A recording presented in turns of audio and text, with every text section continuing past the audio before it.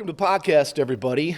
I'm Eric Petty. This is Speaking Of, and today's guest is, this is a big one, Trish Bugajski. She's the Associate Vice President of Academic Affairs, AVPAA. Acronyms galore. Correct. You got a bunch of other titles in there, too, as well, right?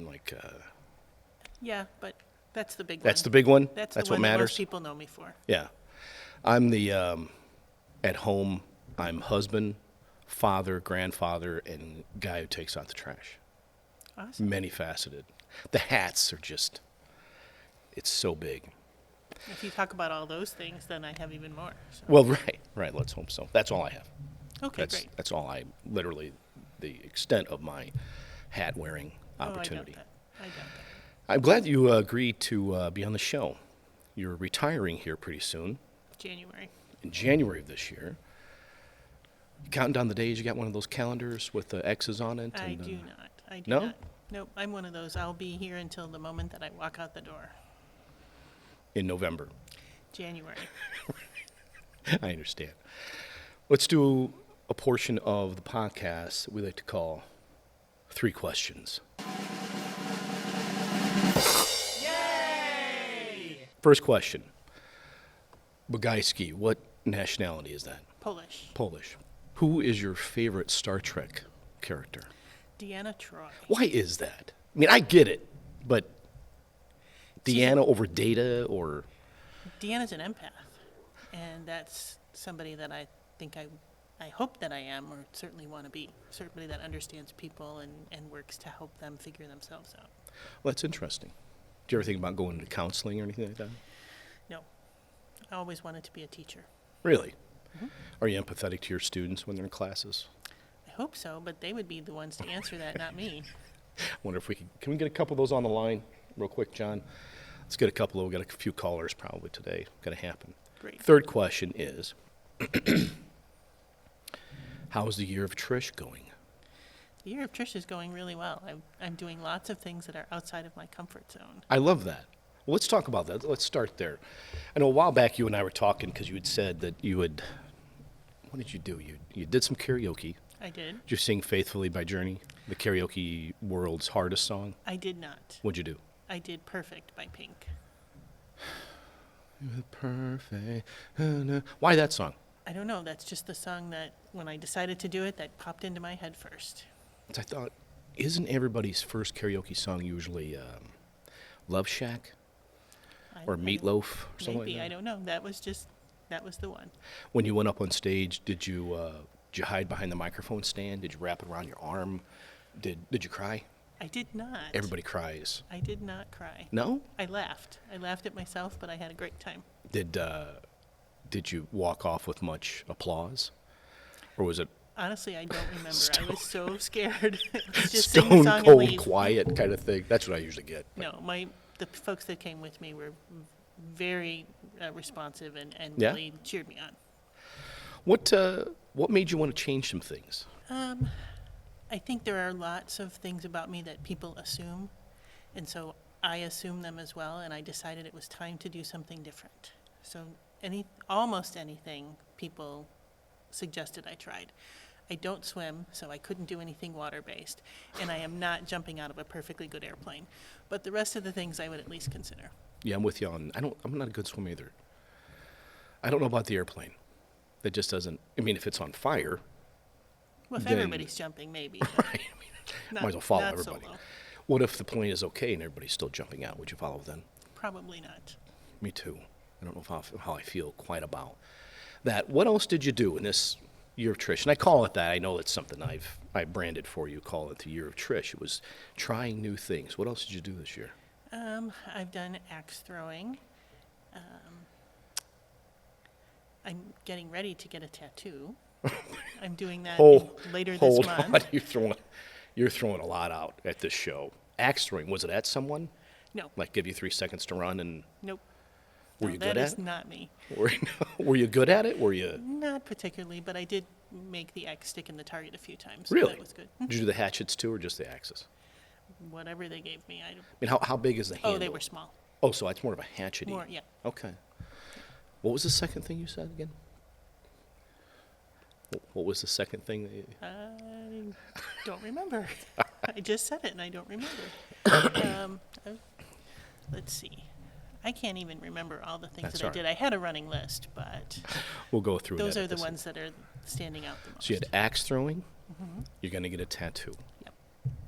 of, is it Deanna Troy? No, it's not. It's 3 parts. It's a caterpillar, a cocoon, and a butterfly. And then underneath are the words, "Give yourself time." Really? Where are you going to put it? Forehead? Like No. an Aussie tattoo? No, What? I was thinking about the back of my shoulder, but now I'm rethinking where it will be. But I have to decide. Is it going to go to your foot ultimately? Isn't that where everybody's I don't know. defaulty kind of thing? We'll see. I don't have any tattoos. This My- is the first. My wife asked me if I'd get one. She has a little tiny moon or something. It could be a birthmark as far as I know. And she has this. She goes, "Why don't you get one?" I said, "Of what?"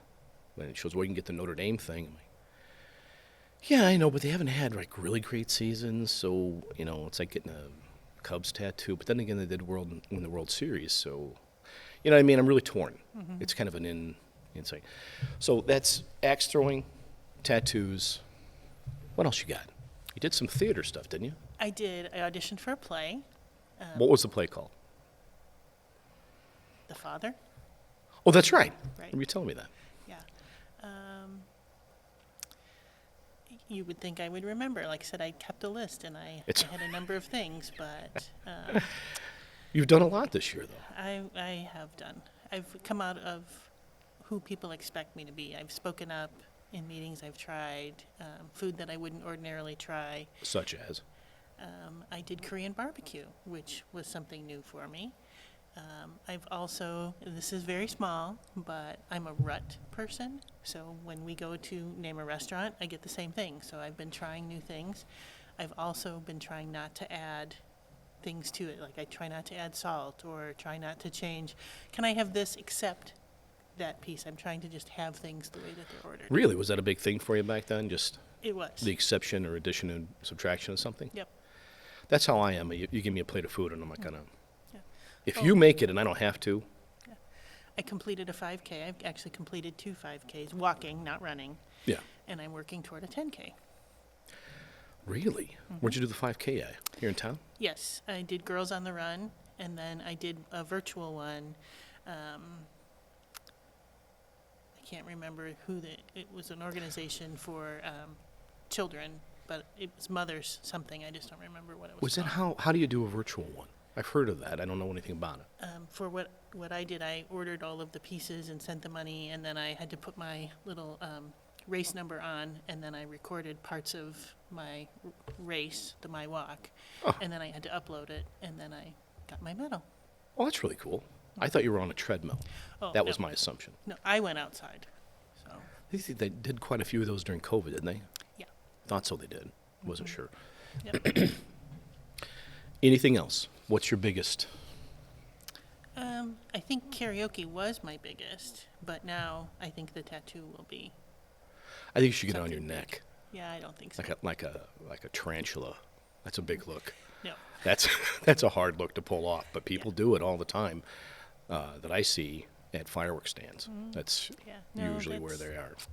That's not me. No, you also lost a lot of weight. I did. I've lost 86 pounds. That's since September. extraordinary. Thank you. What's your secret? Walking. I've done a lot of walking. And I'm doing other things that take me away from snacking. Oh, I've started to do some more crafting. I've taken up knitting. So you're crafty now? I don't know about that, but Yeah. I'm trying. Knitting, is that the one where you do both the little sticks? Needles, yes. Needles? Is that where you go? Is that the purl one, Knit one, purl two. knit one, purl two? Yeah, but Is it? that's not always the pattern, but yes. Obviously, I know nothing about knitting. What are you knitting? A sweater? You got a scarf coming up? I just am working on a poncho, and then my next piece will be a sweater For to take with me on a trip later. two. I'm going to the West Coast. Okay.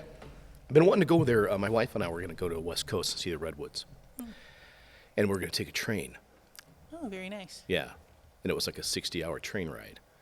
I'm like, well, that's like, isn't that all week? And I was like, well, that's like 5 days, but that's a work week. It's only really like 3 days. That's not too bad, I suppose. 3 or, yeah, give or take. But we still want to do that.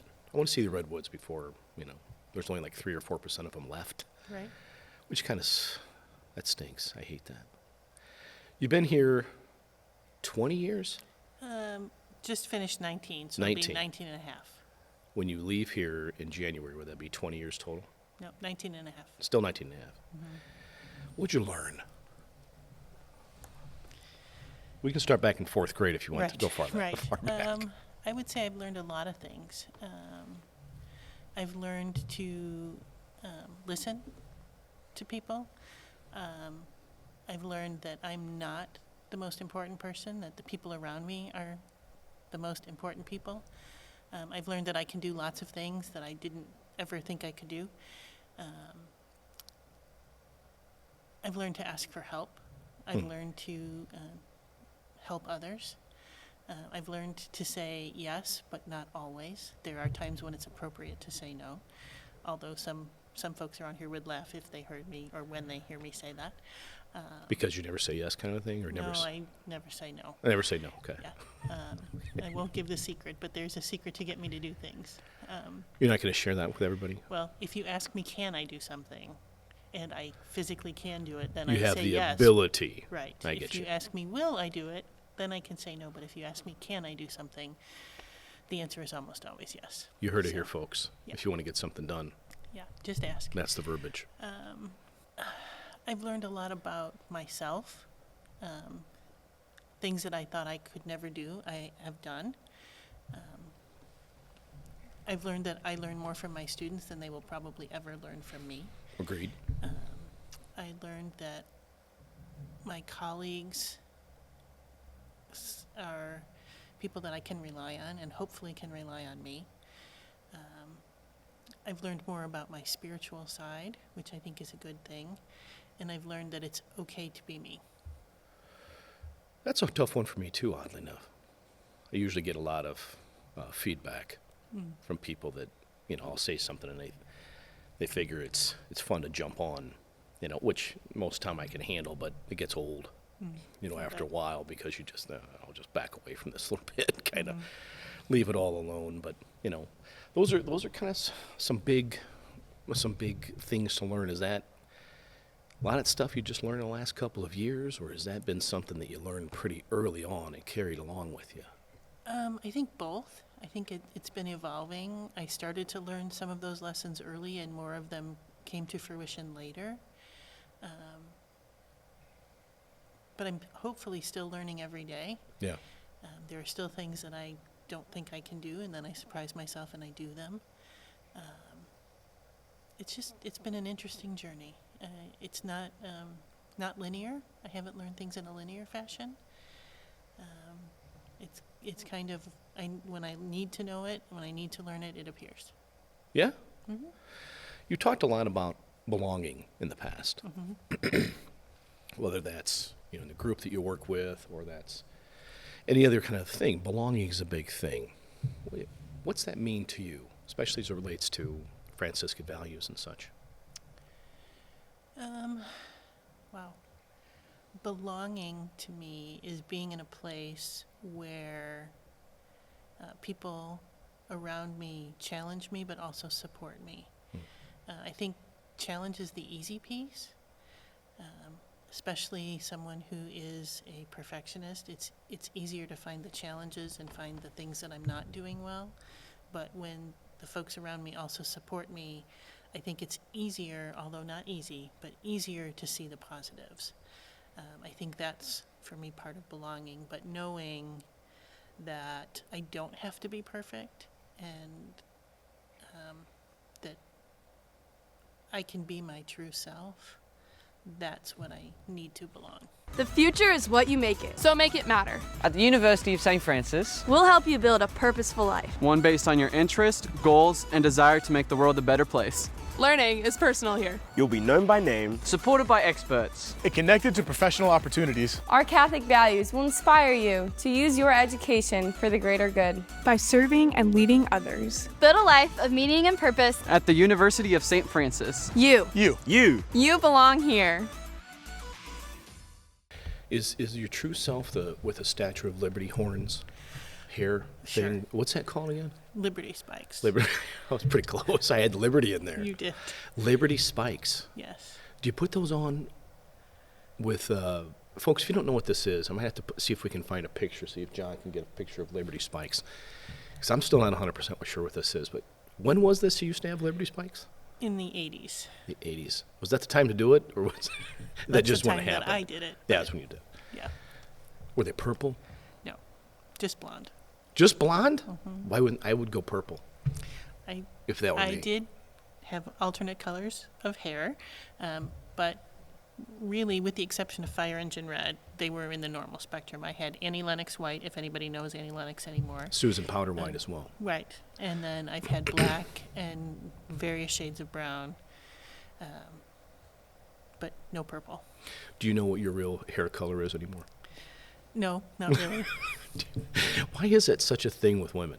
I mean, I know what mine is. I mean, sort of.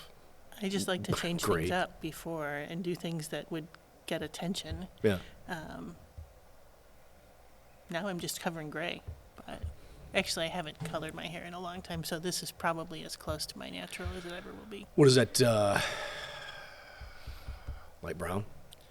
Is that I what we're always looking at? heard it was dishwater blonde, so there's a. Doesn't it kind of sound terrible, It though, when you does. say? It does. What color dish? At what restaurant are we talking about? Is this a I home don't thing know. with a light meal earlier? Or are we talking Thanksgiving? It's what I've my always mom been always kind told of. me. So I've heard that. yeah. I don't know if that's a good thing. Yeah. The good thing or not. I know my interactions with you. I know a couple of things. You always follow up. I know that. There are people you can go to in all walks of life. Ask them a question, you never hear another word. And I can say, hey, I got this idea, and however absurd or whatever it is, you'll come back and yes or no, one way or the other. You always have. And I've always appreciated that. Thank I've you. respected you. I'm like, well, I know if I need to get something done, I'll get a Trish. I'll go to Tricia Vanderlee, is what I always say. That's what I always say. Right. Well, that was my maiden name, but okay. Whatever. It's on your email when you Yes, come it up, is. just so you Yes, know. it is. Maybe you should. It's a Talk to HR. hyphenated middle name now, but yeah. What? My middle name How can is you have a J hyphenated- hyphen Vanderlee. I've never heard of a hyphenated middle name. Isn't Well- that a hyphen and continuation of the previous? I'm not an English person, so It was a decision that I made long ago. So that's nice. yeah. When you had the Liberty Spikes, Yes. did you sharpen them? No. No, isn't that kind of this is so interesting to me. I just don't know. I've only ever had my own hair color, and I can't do anything with it because I had an afro as a kid, and then my dad hated that, so he shaved my head. I might have had lice or something like that. I don't remember, but and that worked out pretty well for me. But I've never had any other color of hair. I did the Grecian formula of the beard today because I got some sun over the weekend, and I thought I'm going to knock 50 years off my age. Right. Make me call him 36. So that's the kind of look I'm going for. You and I have talked about music in the past. In some respect, you talked about how important music is to you in your life and what that means to you. What are you talking about when you say music's important? I get what it means to me. What does that mean to you? Music, at different points in my life, music has been very important because it's helped me get through some challenges, but also some very happy times. I don't always know the lyrics. I'm not always focused on the words, which is interesting with my background in English. But I feel music throughout my whole body. Like a tuning fork? Maybe. No, I think it's just the music speaks to me and I don't really know how to describe it.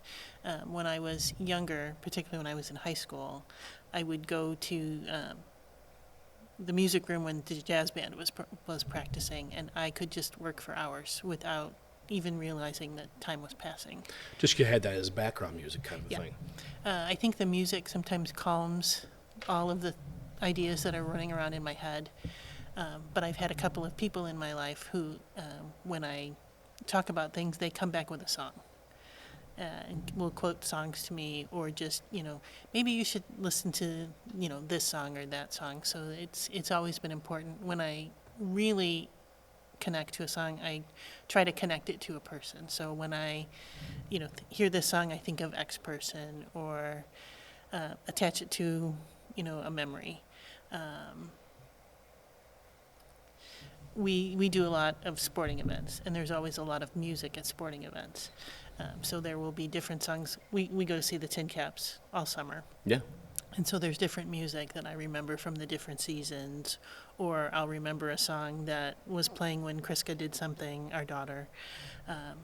So it's just something that it washes over me. If I'm having a really interesting day, doesn't always have to be a challenging day, but an interesting day, when I'm driving home, if I'm by myself, I will turn music on and turn it up to volume 51, and if it's really been a challenging day, 61.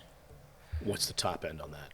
61 is as long as I've ever tested the speakers. So what's the go-to song? You're like, okay, I need to go and do the Jerry Maguire "I'm Free Fallin'" kind of thing. What's your go-to sing song? Something comes on the radio or your iPhone, whatever the deal is. I gets me some of this song. Have at it. There are several.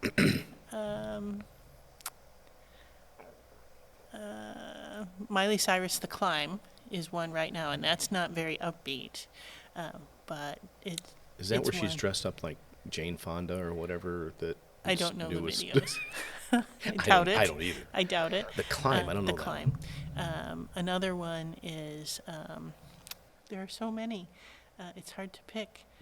Pretty much anything Pink, I will turn up really loud. Do you ever Musical do 6 is also another big one. Musical 6 as a band? No, the musical 6. It's about the 6 wives of Henry VIII. So I That tend to do can't- a lot of show tunes. That just can't be. It is. I've seen it 3 times, including That this past can't weekend. be. So, That's a real oh yeah. thing Yep. of who? The 6 wives of who? Henry VIII, divorced, beheaded, died, divorced, beheaded, survived. I've heard that the second verse is same as the first Right. on that. Henry VIII, I am. Yes, absolutely. So you turn it up to 51 if it's just an okay day. Then the really bad days, you got to just Well, really let me get it out, emotional sister. days. I won't say it's all bad. Just the days where I'm feeling the feels. I will go to 61. 61. Yes. I like to do. I usually sing a lot of old Motown. I'll go Sam Cooke and bring some other stuff out, and then lately, I've been doing a lot of the old grunge '90s. My wife and I went to the Embassy Theater and watched. They had Grunge Night for someplace down the line. They have it as a fundraiser for the place every year, and they had a band. Pardon me, that sang Alice in Chains, Oh, okay. and that is really brutal, hard. It's almost impossible. But and she's been singing with a band lately called my dad's old radio, something like that. And so she works at Sweetwater. I talk about this all the time, but she's been singing with them, and she sings Black Horse and a Cherry Tree, KT Tunstall, and what was the other one? Four Non Blondes. Okay. Was it What's Going On? Yep. Which, is also Marvin Gaye. So there's a little bit of overlap, but not at all. Right. Overlap at all. It's funny about music. I think that there's a lot of times people have ideas about who's coming in. Like Lance, for instance, we have a podcast with Lance coming up. He's a big Lawrence Welk fan. And I don't understand that one bit. We're going to get to the bottom of that. And I'm going to tap on the table right now, John, to make this emphasis, emphatico, as it were. I don't know if that's a word or not. But I always like the idea of what music does. It can put you in a mood. It can soothe nerves. It can aggravate and frustrate. It can get the mob moving. There was plenty of times when I was a younger kid and be at music events or whatever, a mosh pit would go on, and I never understood that. I was always the person that people would crowd surf over, and I don't know what to do with that anymore. It's feeling the feels. That's what they felt in the moment. Are you going to crowd surf? Is that going to be the part of Probably your not. Trish? Probably not. I can't stay up late enough to go to a place where one would crowd surf. Me neither. We had a time the other day, my wife was working on a little music project, and they said, why don't you come over to this guy's house, and we're going to record it. He had a little studio in his basement. And she said, what time? And they said 9 o'clock. So she told me, I'm like, 9 o'clock? Good, in the morning? What, is it a Saturday? 9 p.m.? It's just, whew, that makes me feel tired just talking about it right now, in fact. This is the 9? No, absolutely not. How many classes you taught in your life? How many classes? Wow. I don't even know if I know the answer to that. I've taught in... 2? No. I've taught in 5 different institutions over the last 30 years. So, 3. right, probably. Maybe 4 on the high end. Yeah. But I've taught a lot of different things. I wouldn't even know. I'd have to go back and physically count. What's your favorite class you taught? Ooh. Probably the Franciscan tradition here, although the first-year seminar course is right up there as well. Yeah. I actually took a lot of the information you had with FYS, first year seminar, and put that when I taught it last year. And I used a lot of yours as well, and it was very, very helpful to me. Oh, good, I'm And glad. I really enjoyed it, and the kids really responded to it. And I'm with you about the learning in the classroom. Nobody learns more than a teacher. Which one did you like the least? What, class? Class, yeah. Student. Class. I wouldn't be able to answer that way. Class.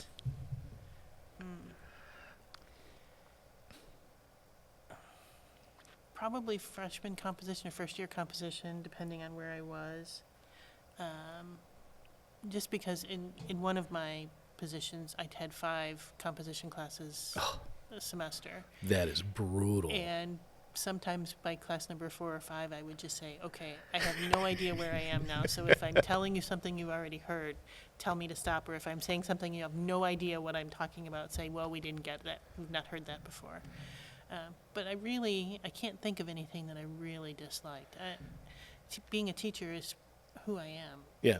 So Did you find yourself, when you had 5 composition courses, that the first ones you were really diligently grading, come the 5th course you're grading, you're like, close enough, A minus, B, just kind of throw it on there, no marks, and just kind of move on? no, it's actually kind of funny because I didn't do that. And with 5 classes, I was grading all the time. So I had to start, I would set a timer, and I would only grade a paper for 15 minutes. And then I would have to put it aside. And then if I didn't finish at the beginning, I would go back to them. But by the end of that year, I was able pretty much to get through in 15 minutes. That's a good philosophy. Yeah, that was my spouse's recommendation. That's a great because I idea. would just pour over them, and Yeah. I wasn't helping them by making all of the corrections. So, I would say after a while, I stopped checking for X here so that they would know it wasn't that the paper didn't have things to work on, but that I couldn't spend 30 minutes or 45 minutes on a paper. I would Right. still be grading. Were you a big red ink user? No. I No? hate red. What color? Purple, sometimes green. That's not bad. Red makes you feel pretty guilty about when you're a student, you get that thing, you're like why'd even bother It turns trying? right. It turns students off. And as someone who is a first-generation college student, I didn't need any help to not be successful. Right. I was already, I don't know if I can do this. So when there was red all over the paper, it was defeating. That's brutal, especially if you look at there and there's more red than there is actual type on there, and that's Honestly, I actually prefer pencil, but yeah. sometimes it's hard to see pencil. And now I grade online, so I can just highlight or I prefer underline. somebody giving me my grades in pencil too, because that D turns into a B, Right. an A turns into an A plus, that kind of stuff, because you Right. can just start adding. There you And I got access to pencils galore. Right. That's a good philosophy on that 15 minutes. What other philosophies do you live and breathe by in the classroom? Everyone comes to a course with a background. Nobody comes as a blank slate. So I feel like I have to honor where they are and then help them get to whatever the outcomes are for the course. I also try to work with them to figure out where they want to go. Not everybody can or wants to earn an A. So if I set those expectations that everybody's going to earn an A or everybody should want to earn an A, then I'm setting us all up to be unhappy. Yeah. But I try to work with students and see where they are and where they want to be. That's a hard one when you figure out that there's students aren't turning something in or their work is poor. AI kind of feeds into a little bit nowadays, which I'm not a big fan of AI at all. And I've noticed that just like you're talking about, you have students that they're capable of doing such. And you wonder what that's going to be like later on. Mm-hmm. Are they going to come by and, but boy, if I only tried harder. Yeah, but I also remember, again, as a first-generation college student and someone who had to work all through college, some time management sometimes requires that you can't give your best effort to everything. Right. So I try to think about where the students might be. Are there students who don't spend a lot of time on things? Yes. But there are also students, and I might know someone who's this way, who spends far too much time on something. Again, it doesn't have to be perfect. Like a perseveration that kind of time, or bordering that? Bordering maybe, but Yeah. maybe there. Personally, I write and rewrite things so many times that I just finally have to say, this is where it is, and I turn it in. You're like Hemingway. I don't know about that, but Didn't he do Old Man and the Sea like 13 times? yeah, but I'm not that caliber of a writer. Hemingway was really good. Yeah. Here's what I don't understand. If I could see rewriting on a computer, but typing that, no. That's just for the birds, man. Well, I'm also someone, I handwrite a lot of things. You do? Mm-hmm. And then key them into the computer. Didn't J.K. Rowling write all the Harry Potters? And Yeah, probably, Like but pen? Maybe, I don't know. But I've always heard that. I don't know. I was always like, there are typewriters. I had a typewriter as a kid, so. I did too. My first college degree was done largely on a typewriter. But I had a fancy typewriter. It could keep 3 lines of text at one time. Whoa, and then go back and still erase it? Mm-hmm. Oh, wow. I didn't have that. Yeah, I think Smith I had Corona. If you got any questions for Trish, I'm going to put her email down here at the Oh, bottom if you want right. to follow up something else. And she'd be happy to kind of work with you. I'm always willing to answer questions. Always got something that comes up, something you want to know more about her beer blog and some other things that she's talked about today. She'd be happy to talk to you about it. I'm going to speak for you now. I'm sorry, but that's how we do it here. Works. We speak for John all the time. He sits over there. He was supposed to wave me on at 20 minutes, but he didn't. So this is how it works here. Oh, well, I'm happy to do whatever you need. I appreciate you being on the show. Thanks for watching, folks. We'll see you on the flip side. I'm going to go over there, and you're going to see me the whole time.